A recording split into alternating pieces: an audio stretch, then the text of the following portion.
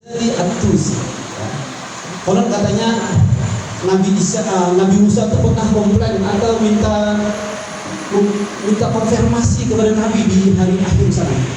Jadi kata Nabi Musa, betulkah ulama di kalangan umatmu itu setara dengan kami para nabi Bani Israel? Kata Nabi kita betul, itu ada riwayat itu. Betul bahwa ulama Islam itu setara dengan para nabi Bani Israel. Bayangkan betapa istimewanya kita umat Nabi Muhammad SAW. Kalau di antara kalian ada menjadi tuan guru, menjadi ulama, itu setara dengan para nabi Bani Israel. Jadi katanya hari itu Nabi Musa agak betul nggak?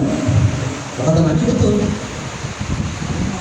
Lalu dia ingin istilahnya ingin ketemu siapa kira-kira yang menjadi contoh yang ulama Islam itu dianggap setara dengan Nabi Bani Israel. Lalu katanya hari itu Nabi minta panggilkan Imam Al-Ghazali.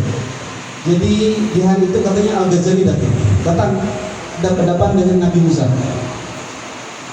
Lalu Nabi Musa kemudian bertanya, "Man ismuka? Siapa namamu?"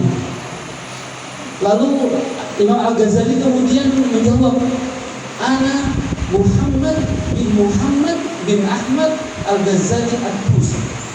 Jadi kata Nabi Musa, kepanjangan. Saya kan nanya cuma namamu saja. Kenapa nama orang tuamu disebut?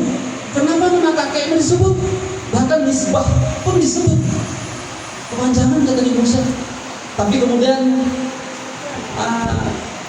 Imam Al-Ghazali menjawab, engkau pun wahai Nabi Allah Musa kepanjangan menjawab ketika Allah bertanya kepadamu. Wah, ini kayak satu-satu nih kalau orang sepak bola ini satu-satu nih. Jadi hari itu kan Allah bertanya, "Matilka biyaminika ya Musa?" Allah menanya, apa yang ada di tangan kananmu wahai Musa? Hari itu katanya Nabi Musa lagi pegang tongkat. Dan kemudian Nabi Musa itu menjawab, hari itu panjang sekali. Pertama dia jawab begini, "Hada asaya, ini tongkatku." Lalu kemudian berikutnya itu, dengan tongkat ini saya bisa bertelekan, berpegangan, bersandar. Lalu dengan tongkat ini saya bisa menggembala kambing. Dengan tongkat ini saya akan bisa memanfaatkan hal-hal yang lain. Jadi ada berapa jawabannya? Tongkat, bertelekan, menggembala kambing, memanfaatkan hal-hal yang lain. Jadi kata Imam Al-Ghazali, wahai Nabi Allah Musa, engkau pun kepanjangan ketika Tuhan menanya apa yang di tangan kananmu. Wah, ini kata Nabi Musa bujuran katanya bahwa ulama Nabi Muhammad itu setara dengan para nabi Bani Israel. Jadi kita bersyukur menjadi umat Nabi Muhammad SAW. Lalu kita sedikit bicara ya terkait dengan salah satu sudut biografi beliau, satu kecil dari biografi beliau. Sebelum beliau menjadi seorang tokoh besar, ceritanya ya, ini saya ingin mengkantor tentang kritik orang terhadap bahwa hafalan itu tidak memberikan apa-apa untuk pembangkitan pengetahuan. Saya akan membantah itu dengan cerita ini. Jadi ketika Imam Al-Ghazali katanya dari kampung beliau terus ke Jurjan, beliau kemudian safar untuk ilmu ngaji fikih ya. Lalu setelah Jurjan selesai, beliau balik kampung ke Tus. Nah, di tengah perjalanan antara Jurjan dengan Tus ini, beliau kan ikut rombongan, ada rombongan, mungkin entah rombongan dagang yang meliputi barang gitu. Lalu kemudian di tengah perjalanan ada perampok. Ada gerombolan perampok, ya, begal, ya. Lalu mengambil semua barang-barang bawaan kelompok rombongan itu, termasuk kalau di kata-kata disebut ta'liqah. Ta'liqahnya Imam Al-Ghazali. Ta'liqah itu apa? Kalau kita bahasa orang Sungai itu kayak buntalan digantung di bahu gitu ya. Lalu diambil semua, termasuk buntalannya Imam Al-Ghazali muda. Imam Al-Ghazali muda. Lalu katanya setelah diambil, Imam Al-Ghazali mengejar perampok itu. Lalu dicari ketuanya. Lalu kata perampok, "Hai kau." Hari itu dia menyebutnya apa ini? "Celaka kamu. Sana. Nanti kalau kamu mendekat kau akan celaka." Lalu kata Al-Ghazali, "Saya memohon kepadamu, tolong kembalikan buntalan kau itu. Bawaan kau itu tolong kembalikan." Jadi dia perampok apa? Gratisnya Al-Kutub yang menyebutnya kitab-kitab yang kubawa. Dengan kitab tok bisa belajar, dengan kitab tok banyak punya pengetahuan. Dengan kitab kau bisa memperdengarkan kepada orang lain. Rupanya ungkapan Al-Ghazali ini disambut oleh ketua perampok atau ya bosnya lah, bos perampok. Diketawakan. Jadi katanya kamu kalau tidak punya kitab berarti tidak punya pengetahuan dong. Kalau kamu tergantung dengan kitab, berarti kamu tidak punya pengetahuan. Di situ disebutkan ketua perampok itu ketawa terbahak-bahak, meremehkan Al-Ghazali yang bawa kitab itu. Artinya tanpa kitab Al-Ghazali tanpa punya pengetahuan. Karena di kitab saja kan. Tapi komentar perampok ini yang kemudian kalau kamu mengaku orang yang punya pengetahuan tapi hanya dengan kitab, betapa menyedihkan. Lalu katanya hari itu Al-Ghazali tersentak mendengar ungkapan perampok.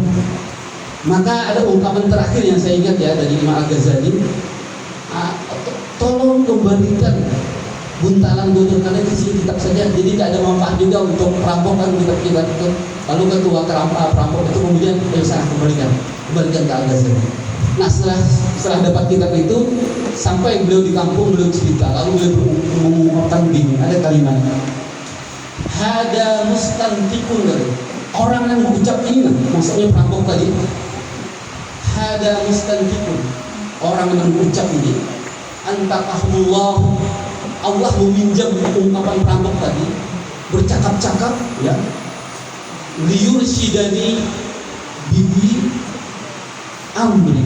Jadi rupanya dengan ungkapan perampok tadi, kamu kalau tidak buku berarti tidak punya ilmu, tidak punya pengetahuan. Itu betapa menyedihkannya. Al-Ghazali membayangkan orang itu berucap seakan-akan Allah yang berucap dalam mulutnya. Nah itu yang menyadarkan Al-Ghazali. Lalu katanya setelah dapat buntalan sampai ke kampung, seluruh kitab itu dihafal. Akbal tuh di ustaz istighadi katanya. Salah sini. Jadi hari itu katanya setelah pulang membawa buntalan tadi sampai ke kampung, beliau menghafal buntalan itu sampai 3 tahun. Sampai 3 tahun. Setelah hafal, sebenarnya itu kemudian ketokohan beliau menjadi besar dan dikenang kemudian menjadi rektor dari universitas yang dimiliki oleh Nizamul Muluk. Jadi usia 30 dia rektor tadi beliau dengan ketokohan beliau. Dan itu bermula dari hafalan. Jadi kalau ada orang yang mengkritik hafalan, oh itu tradisi yang beliau, yang mengkritik orang-orang barat sekolah misalnya, kita bisa bantah. Bayangkan hari ini ya, kalau Al-Quran hari ini hangus terbakar sedunia, maka minggu depan jangan-jangan Al-Quran sudah terbit lagi. Karena hafalan jutaan manusia. Jadi hafalan tidak bisa kita remehkan. Terakhir saya ingin menyampaikan, saya juga membaca Aid Al-Qarni, Dr. Aid Al-Qarni yang masyhur dulu di kita dengan judul bukunya La Tahzan. Pernah nggak lihat buku La Tahzan?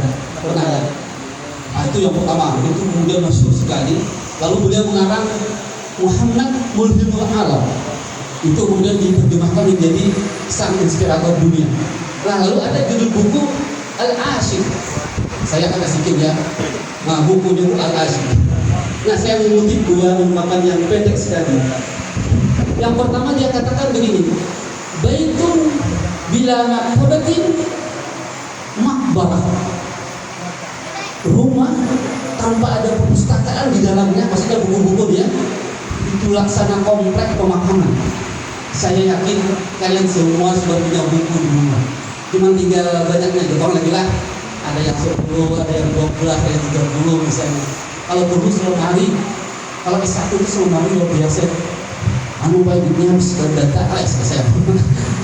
Yang kedua ungkapan yang terkenal ada yang saya kutip adalah rajulun la yaqra sifrun gitu. Rajulun la yaqra sifrun. Seseorang atau laki-laki, ya kalau kita terjemah laki-laki, perempuan senyum-senyum jadinya ini. Maka kita terjemahkan saja seseorang. Seseorang yang tidak baca, tolong. Nah ini menjadi tantangan kita ya. Setelah menjadi sarjana, kita sudah belajar sekian tahun, maka tradisi membaca itu harus kita teruskan. Iqra bismi rabbikal ladzi khalaq. Jadi memang dalam alat 1-5 itu kata Iqra itu 2 kali disebut. Sementara kalam disebut 1 kali. Orang tidak bisa kalam, tidak bisa nulis kalau tanpa Iqra. Dan Iqranya harus banyak gitu ya. Mungkin ini ya yang dapat saya sampaikan kesempatan kali ini dalam rangka membangkitkan pengetahuan yang kita dapatkan tadi. Jangan sampai kita hilangkan, jangan sampai kita abaikan. Ya, nanti sampai rumah kita sama-sama baca lagi untuk kemudian mengembangkan apa yang sudah kita dapat di sini. Demikian, mohon maaf jika tidak berkenan. Terima kasih atas segala perhatian. Wallahu muwaffiq ila aqwamit thariq. Assalamualaikum warahmatullahi wabarakatuh.